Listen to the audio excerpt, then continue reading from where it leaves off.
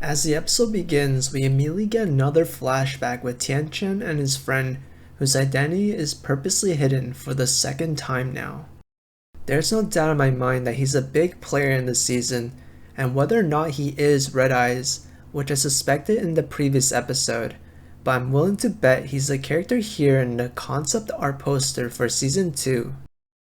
What's bothering me about this conversation is that the things he says is way too profound for someone his age. But I'm going to go full meta and assume that's just the writing style and not think too deeply into it. He appears to not only be a friend to Tianchen but a mentor as well, teaching him the inner workings of the world. You can see that there's a strong sense of trust and admiration Tianchen has for this purple-haired boy, which is a perfect recipe to be manipulated. As much as many of us hope that the photo situation finally reached its conclusion, but it continues to escalate. At this point, the paranoia is far too great.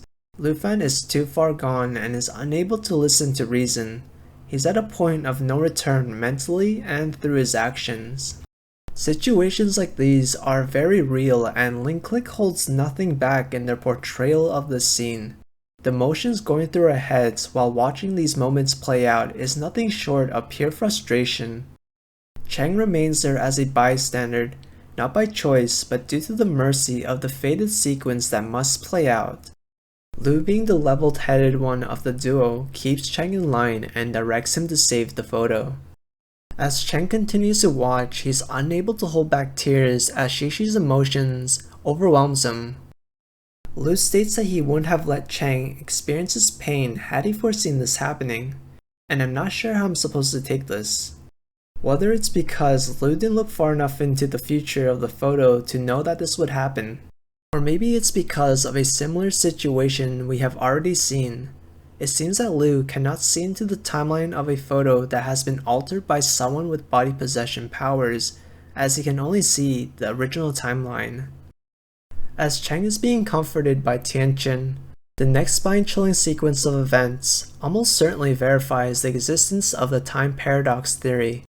You see Lu panicking the first time ever in a photo jump, almost like it was an event that didn't belong in the original timeline of the photo. He appears to be calling out to Chang for what I assume to be to stop Lulan, but Chang involuntarily jumps out of the photo. He states that he completely lost his senses in Shishi's body, and in the final moments he felt like he was in Lulan's body, and you see similar reality warping effects in the first episode of season 2. As we're debriefed on the case, we learn that the siblings are actually twins and Lulan and Li Fan likely died shortly after Chang exited the photo. We can understand how Li Fan died, but Lulan's death is still a complete mystery. This line Chang says is purposely written to let us know that Lulan's final actions was abnormal. So someone must have possessed her, which at this moment seems very likely to be Chang himself. As we finally get back to the interrogation with Shishi, we see that she's very careful as to not have her identity be captured by any cameras, taking away and turning off anything that had a lens on it, and the mask seems to be a second line of defense. She then reminds him the rules of the game, and Chang immediately speculates that she must be Red Eyes, but I took it completely different. It didn't feel like a confession, but rather a friendly reminder that you mustn't forget these rules if you want to continue playing his game. She then asks Chang how he knew her name. He then reveals to her that he learned it through a photo, and she acts completely unsurprised or wary of this fact. Almost like she had a feeling something like this could have happened, as the pieces start to fall in place for success in this timeline.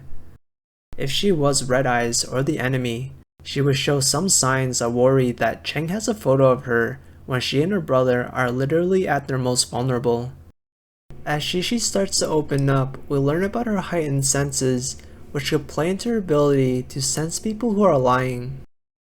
Originally, when I first saw this scene, I thought Red Eyes had an ability where he was able to tap into the experiences of people he possesses, so when he was in Xiaoling's body, he could tell through her experiences whether or not Chang was lying, but now it seems like it was through Shishi's perceptiveness, which now leads me to rethink her ability altogether to being something similar to Lu's ability, an overseer, instead of someone who could possess bodies, because how else was Red Eyes able to relay visual information to Shishi?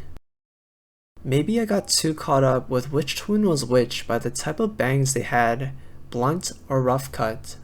Because as I rewatched the scenes, I realized Blue Jacket had rough cut and blunt bangs in different scenes. So maybe it was Shishi all along and we have yet to see Tianqin, because it made no sense for Tianqin to hand the picture over to Lu saying he wanted his good brother back if Shishi didn't possess him. Or maybe she was disguised as him since they're twins, because I remembered there was a weird scene at the staircase. As Cheng and Shishi steps out, you see Cheng's demeanor remain the same, meaning he isn't being controlled by anyone, and it's unlikely she has some mind-controlling abilities that has no visual cues or hints. So now there's two options here. One, he's being threatened. Two, she told him something that gave him complete faith in her. And I'm leaning towards option 2, as I so strongly believe she's on our side.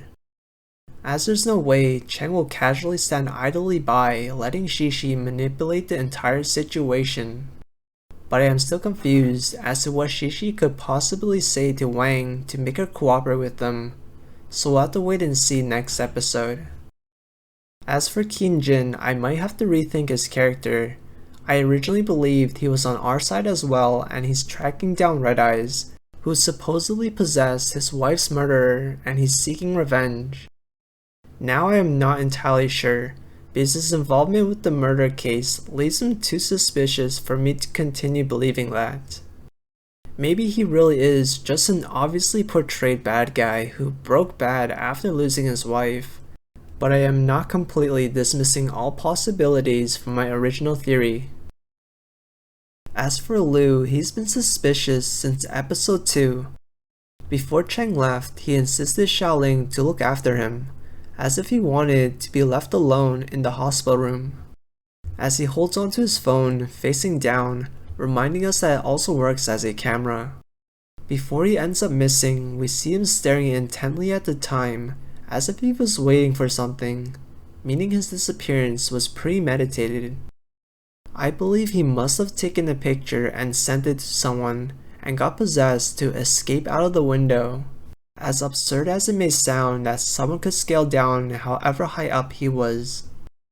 As it's unlikely anyone snuck past the surveillance cameras, and with all the people who are guarding, and grabbed him out of the window. He's still healing from his injuries, so he shouldn't be able to do any high intensity physical movements, but if he was possessed, his body limitations wouldn't hold back whoever was controlling him. What this episode confirmed for me is that Shishi is nearly completely cleared of all suspicion due to her whole interaction with Cheng. As for the purple hair boy, he's definitely Red Eyes or the one who's manipulating him. And the likely candidate for the one who's being manipulated is Tianqin. Next episode, I think we'll finally have Cheng and Lu on the same page for what feels like the first time ever this season. A whole lot has happened in a short time period, which is on purpose as there's going to be a lot of interconnecting pieces, so it's going to take a long time to wrap this together when we get to the conclusion.